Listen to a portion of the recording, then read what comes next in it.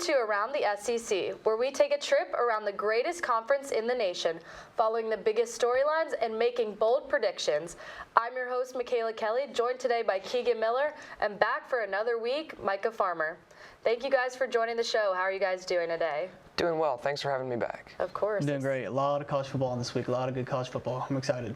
Good to hear. Well, this past weekend of SEC football was a lot crazier than I anticipated, with Florida and Mizzou upsetting top 25 teams, Arkansas losing at home to BYU, and Vandy, being Vandy, losing to University of Nevada, Las Vegas, and some shaky performances by Alabama and Georgia.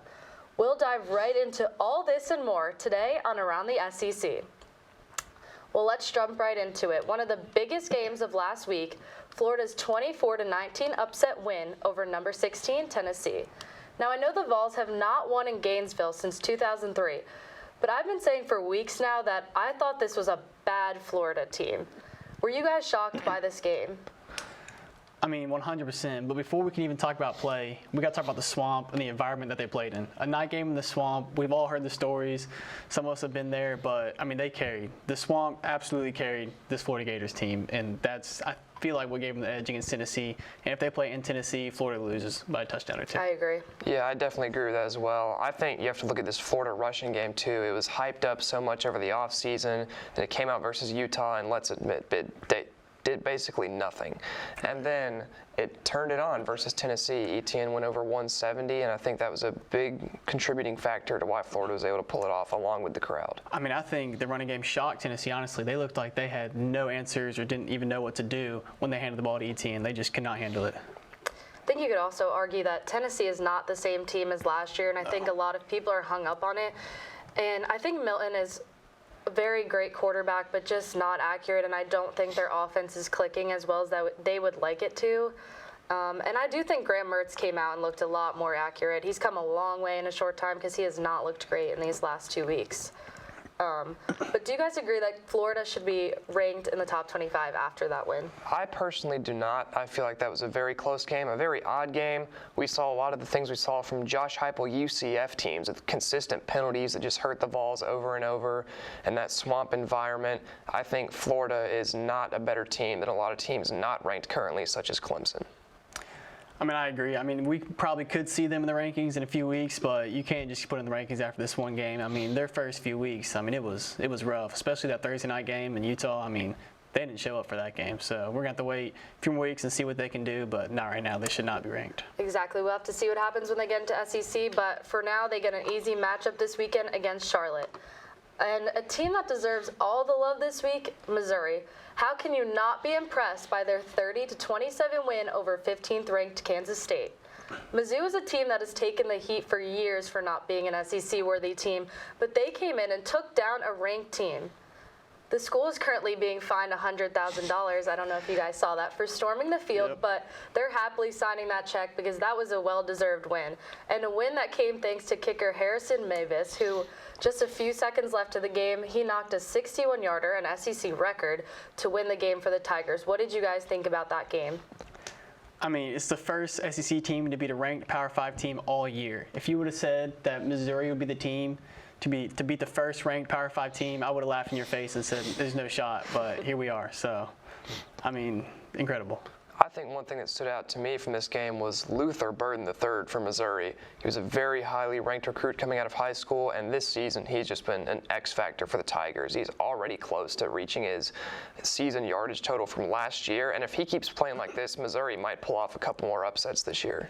Yeah, I mean, when Brady Cook's throwing, 350 yards in the air, one of your receivers is going to go off, and Luther Burden has proven himself to be the guy from Missouri. So I think Brady Cook is really shaking out to be a great quarterback in the SEC. Don't think we saw that coming, but he's proved it week after week. And shout out to their kicker, who actually just won SEC Specialist of the Week, well deserved. you should. Yes. And I think what made the game that much better, it ended in such dramatic fashion. They had the delay of game penalty, which pushed it from a 56-yard attempt to a 61-yard attempt, and he came out and knocked it right in for that win.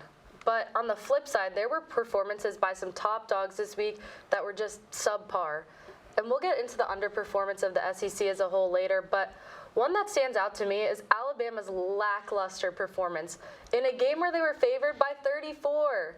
is it possible that the dynasty under Nick Saban is coming to an end, or is that just premature to say right now? I don't think the dynasty is over yet. Alabama will find another good quarterback in a recruiting class, and I think they'll be able to ramp it right back up to where they were. But it's clear right now that this QB room is not it. The Alabama quarterbacks had an average QBR around 18 versus South Florida, and in a metric that goes to 100. I don't know if you guys know this, but 18 is not very good on that scale.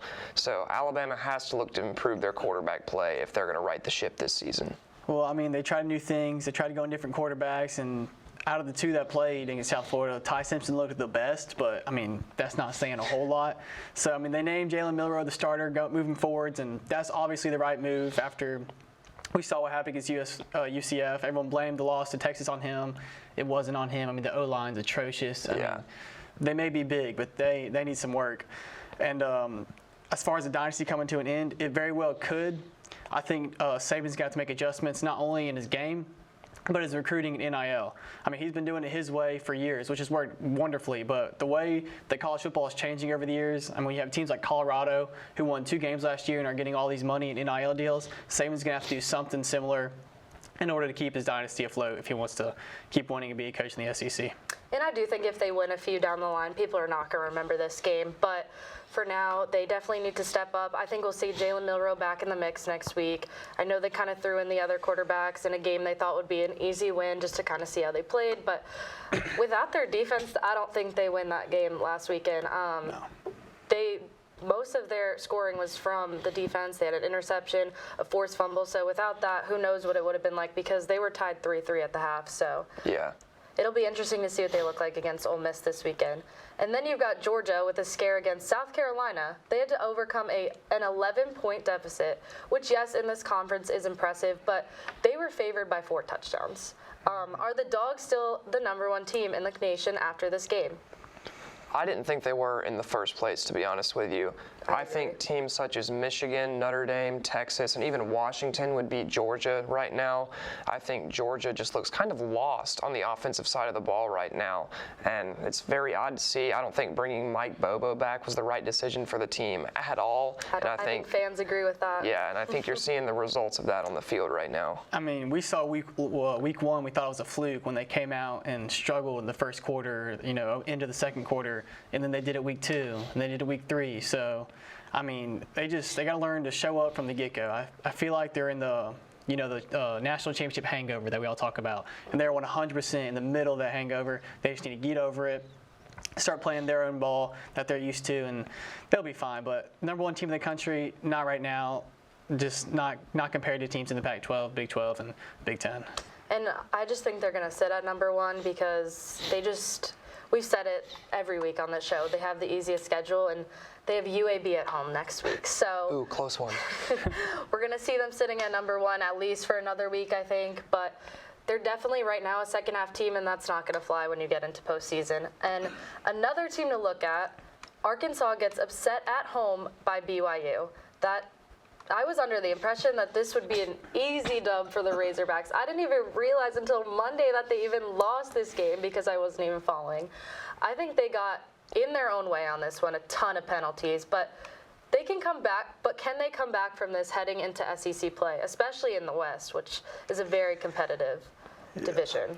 I mean, they fell flat when it mattered in the fourth quarter. BYU didn't. BYU did the opposite. They stepped up. They realized we're not out of this. I guess Arkansas felt like they had it won when going into the fourth quarter, especially after they scored first in the fourth quarter. But after that, I mean, BYU just took control of the game and blew right past Arkansas, and they looked shocked. So I think the thing for Arkansas is talking about bouncing back. It's hard to bounce back when your next game is at LSU in Death Valley. So I think we could be heading towards a rough stretch for the Hogs, especially if they can't clean the penalties up. Like you said, just penalized out the wazoo against BYU, 14 for 125 yards. You cannot expect to win games doing that. Yeah, that's not going to fly. And I'll give it to BYU. They're actually 3-1 in their last 4 games on the road against the Southeastern Conference. But when you take a 14-point lead early, you can't let that game slip away from you. It's just not going to fly in this conference, and they're just going to fall back into their same mediocre standing Arkansas that we know. And I came in and said I thought they would be a sleeper this year, but I'm not so sure. I think they do have a great quarterback. I think the O-line needs to start protecting him, and they need to just stop getting in their own way. Yeah, speaking of early leads this past weekend, let's talk about Vanderbilt. Vanderbilt went to Las Vegas to play UNLV and were up 17-0 in the second quarter. And then this happened in the second quarter for Vanderbilt. They fumbled the ball on fourth down to turn it over on downs.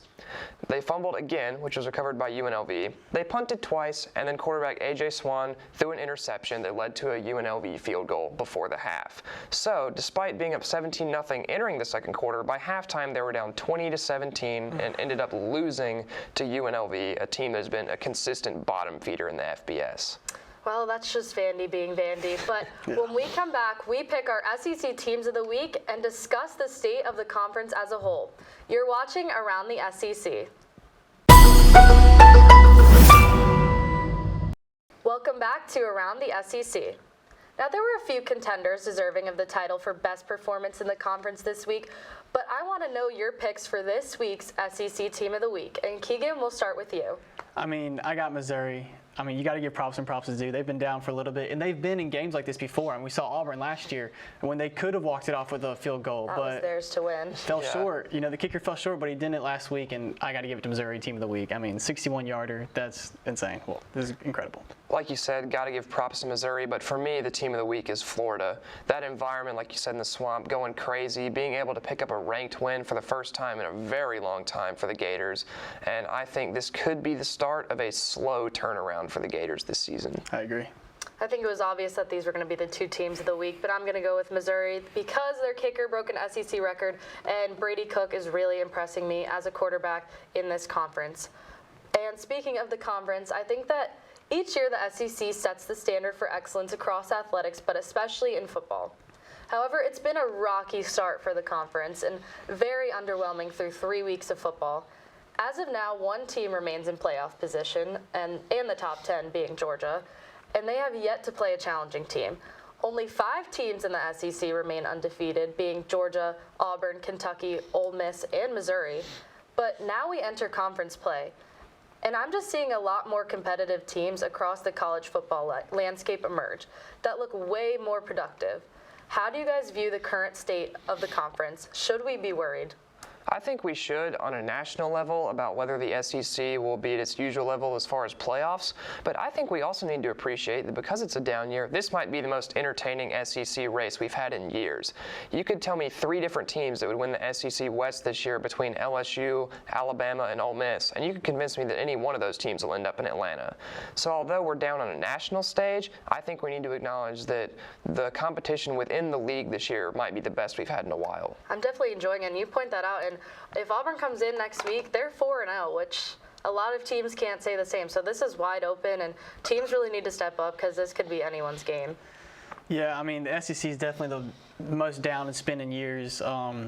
And I think that's due to NIL. We touched about it earlier in the show, but NIL has completely changed the college landscape, and the SEC just hasn't adjusted properly. I think after this season they will. You'll start seeing moves towards the younger generations and marketing and things like the Pac-12 has done beautifully. But I mean, if the SEC doesn't have a team in the playoffs this year, I won't be shocked at all. I mean, I said at the beginning of the season, this was my hot take, and everyone was like, that's crazy. But I said that there won't be an SEC team in the national championship this year. And as of right now, there's 4 Pac-12 teams, a conference that's falling apart essentially, and they've got 4 teams in the top 10 right now, and we only have 1. There's 3 in the Big 10. We've got a few from the ACC and the Big 12, and right now the playoff is slated as UGA, Michigan, Texas, and FSU. Neither of them in the same conference. So it's been very exciting to see how competitive the college landscape has been for the first time in a long time. I feel like, and it's kind of nice not to see Georgia and Bama just dominating. And yeah, it's definitely new. But right now the conference has 3 wins over Power 5 schools outside the conference and 6 losses to Power 5 schools out of the conference. Not where you want to be. Exactly. We're letting them right now come in and handle us, and we're entering SEC play, so there's not much you can do about it right now, but you definitely need to step up in that aspect. For sure. And before we head to break, I'd like to point out that Week 4 might just be the most exciting week of football we might have all season. There's 39 undefeated teams left, and after this week, a handful of them will not be undefeated anymore. there's 6 top 25 matchups on Saturday. So what are some games you guys are excited to see? I'm looking forward to the Pac-12 this weekend. You've got Colorado, the hype around Colorado heading into Autzen Stadium to take on Oregon. I think this might be where the Buffs train kind of derails a little bit versus Oregon, but super psyched for that game. Then UCLA going to Utah, playing the Utes. That'll be another great game, top 25 matchup. And then as if that wasn't enough from the conference, it's falling apart. The 2 teams left behind, Oregon State at Washington State, and the teams looking to find a home right now. The team that wins this could put a pretty good case up for trying to slot themselves into another conference. Definitely an underrated game, but I also have to know, are you guys on the Dion train or no? I've been on it from the beginning. I've been on it as soon as he signed. There were some schools I wish he would have gone to in other conferences, but he chose Colorado, and he's doing great things over there, like I've said. And Oregon favored by 20 is ridiculous. I don't know if Colorado can win, but they're definitely not losing by 20. It's going to be a last possession game in the fourth quarter. I agree with you. It's always hard to play in Autzen, but I think Dion will have those kids ready to go, and I think it'll be a hard-fought game that I do think the Ducks come out on top in. It's just must-see TV right now. Yes. The whole country was up, on the East Coast till 2:30 a.m. watching that overtime game. I was. Oh, yeah. That was rough, but a game I'm most excited for, and I might be biased just growing up a Notre Dame fan, but I am most excited for the number 6 Ohio State in South Bend taking on number 9 Notre Dame, who right now has the best record, because if you remember, they played that week 0, so they're currently 4-0, and I just think Ohio has a less solid offense than Notre Dame right now, and right now the Irish are led by Sam Hartman, who for sure is a Heisman quarterback candidate. And right now he has 13 touchdowns and 0 interceptions. So I'm excited to see this matchup. I've been waiting for this one all season. So it'll be interesting to see who comes on top of that one. College game days in South Bend this weekend. So I'll be watching that at 6:30 on Saturday. Oh, yeah. Yeah, that's I had it listed on one of the closest games this week. So it's going to come down to a field goal, maybe even less. So it'll be a fun watch. Yep. When we come back, we're making our picks for the biggest games across the conference right here on Around the SEC. Welcome back to Around the SEC. Let's make some game predictions. Starting off with the Kentucky Wildcats traveling to the Vanderbilt Commodores. Right now, Kentucky is the 13.5 favorite. Who are you guys taking? I'm taking Kentucky. I don't think this is any competition for them at all. They've proven they can beat teams like Vandy, so, you just got to take Kentucky in this one. Yeah, you do know. It is at Vandy, though. They will have at least 13 fans, a scoreboard hanging off a crane, and they might be able to do something with that. However, I think you got to take Kentucky because, as we said earlier, Vandy will Vandy, and Kentucky is going to take this easily. I have to agree. I'm also taking Kentucky in this game. Vanderbilt is coming off a loss to UNLV, so we're hopping on the Wildcat train. Next up, we've got Mississippi State at South Carolina. Right now, South Carolina is the 6.5 favorite. Who are you guys taking? South Carolina showed up and showed us what they can do against Georgia last week. So I'm taking South Carolina over Mississippi State. I think Shane Beamer's got a good game plan, and he's going to get it done this weekend. I'm going with the Gamecocks as well. On the offensive side of the ball, you have a bit of weakness versus weakness there with Carolina's run game and Mississippi State's run defense. However, I think Spencer Rattler is more than enough to pick apart a Mississippi State secondary that got absolutely shredded by LSU last weekend, so I'm taking the Gamecocks. I had some hope for Mississippi State, saw their performance against LSU last week, and I think this is finally Spencer Rattler's week to shine. I'm taking the Gamecocks this week. Next up, we've got the Arkansas Razorbacks traveling to Baton Rouge to take on LSU, and LSU comes in as a 17.5 favorite this week. Who are you guys taking? Let's lay the scene out for you. A night game in Death Valley in Baton Rouge with those fans in that stadium at night. Magical things happen, but not for Arkansas. LSU is going to steamroll right past them this weekend. KJ Jefferson, he's a great quarterback, but he can only do so much for that team. He's not the whole team. So, Daniels is going to get it done. He's going to run the ball, throw the ball. He's just going to roll right past Arkansas this weekend. Yeah, Arkansas defense just not good enough to stand up to LSU in this game, especially at home for the Tigers. I think LSU takes care of business easily versus the Razorbacks. I think if Arkansas last week had a better performance, maybe it would have been a more competitive game, but I don't know. In Death Valley, I think LSU takes this one, so I'm going LSU. Then this one might be a contender for one of the games of the week, depending on how you look at it. It's a ranked matchup. Ole Miss will travel to Tuscaloosa to take on Alabama. Who are you guys taking? This is one of the games I'm most excited to watch to see how Alabama will bounce back after 2 struggle weeks. But I'm going with Nick Saban, Jalen Milroe. That defense and Jalen Milroe are going to throw Alabama onto their back and take them to victory. I think Milroe, he showed he was a leader last week, congratulating his teammates and his backup quarterbacks, when he wasn't playing and was on the bench. He's a leader. If the offensive line can give him enough time to do what he does best, throw the deep ball, Alabama wins closely. I know Kiffin would love to get this win. He's been waiting for years to get this win, but it doesn't happen this year in Tuscaloosa, and Alabama wins. As you said, Kiffin hasn't beat Nick Saban yet. Ole Miss almost never shows up in Tuscaloosa. However, I still have doubts about the Alabama quarterback room. I think the Ole Miss offense is definitely good enough to outscore this Alabama team right now. The two-pronged attack of Jackson Dart, who is leading Ole Miss in both passing and rushing yards, I think will be very effective versus the Crimson Tide. And I think Ole Miss pulls this one out on the road, close though. All right, he's taken the Rebs. Well, I've been back and forth on this one, and I think it could swing either way. Had this game been played in Oxford, I think I would be leaning more towards Ole Miss, but you just can never bet against Nick Saban and the Tide at home, so I'm taking Alabama on this one. And to finish it off, our hometown school, our Tigers are traveling to Texas A&M to take on the Aggies this weekend. It's a morning kickoff. And right now, if we win this game, we're coming in at 4-0. We do have a lot of injuries, but I think Texas A&M's a little shaky, so who are you guys taking on this matchup? This is just one of those games you look at the schedule for the week, and it just has upset written on it. And I say upset because everyone's taking Texas A&M, but, they feel the pressure. They already have a loss this year against a non-SEC team, so I feel like they feel the pressure, and if they let the pressure get to them, then all Peyton Thorne has to do is just have his best game of his career. And the defense just has to hold up even with the injuries. But Auburn they're going to win closely in an upset fashion as long as they can control Weeman. Because, he's a top SEC quarterback right now.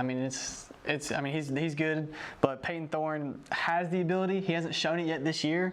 But if he shows it against Texas A&M, they win closely.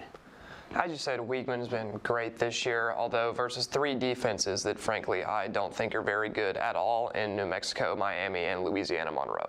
I think the Auburn defense, which is currently top 20 nationally, granted, we haven't played anyone either. So it's a matchup of 2 teams who have looked good, Auburn on defense, A&M on offense, versus some less than optimal competition. Auburn dealing with a lot of injuries in the secondary right now with Nehemiah Pritchett, Keontae Scott, who's out indefinitely now, and then Donovan Coffin, who was concussed in the Cal game. Although I do think after what we saw from Peyton Thorne versus Samford, being able to be more dynamic with his legs and not just be constricted to being a pure pocket passer, I think if Thorne can do that, Auburn definitely pulls off the upset. So I'm taking the Tigers to win in College Station. Like you guys said, our defense is definitely banged up, but I just want to point out that 2 weeks ago, Texas A&M went down to a mediocre Miami team and it was outscored by 19 points. So if Auburn can't come in and score 19 points, I think we have some things to look at, but I think Auburn, especially with an early kick, has the potential to win this game, and I'm taking my Tigers this week, so War Eagle. And before we wrap this up and get away from this game, where do you guys think this falls on Auburn's most important must-win games of the season? For me, this is the must-win game. If you win this game, you're going on your 4-0 with Georgia coming into Jordan-Hare Stadium. Everyone knows what happens there, so that game's a toss-up next week. But if you lose, you're probably out of SEC contention, maybe, and definitely out of playoff contention. So this is the game for Peyton Thorne and Hugh Freeze. I think this is a pivotal game for Auburn as well. Like you said, building momentum going into playing Georgia next week. Jordan-Hare is going to be rocking for that game, and if you can bring in an undefeated Auburn team, it's just going to be on a different level, and that momentum can carry you through the rest of the season. So I think to build momentum, this game is absolutely vital for the Tigers. I agree, because we got a tough slate ahead. And one final question, do you think if Auburn wins, Jimbo Fisher is in trouble? I thought Jimbo Fisher was in trouble before the season started. After the loss to Miami, I was like, maybe they'll give him a few more games. But, those fans are ruthless. I think the only thing keeping Jimbo Fisher there is that massive buyout he has. But if Auburn beats him, you could see some people cough up some change for that buyout. Might just be time to sign that goodbye check. But that is all we have for you today on Around the SEC. Thank you so much, Kegan and Micah, for joining the show. I had a great time talking football today. I'm Mikayla Kelly, and we'll see you next time on Around the SEC.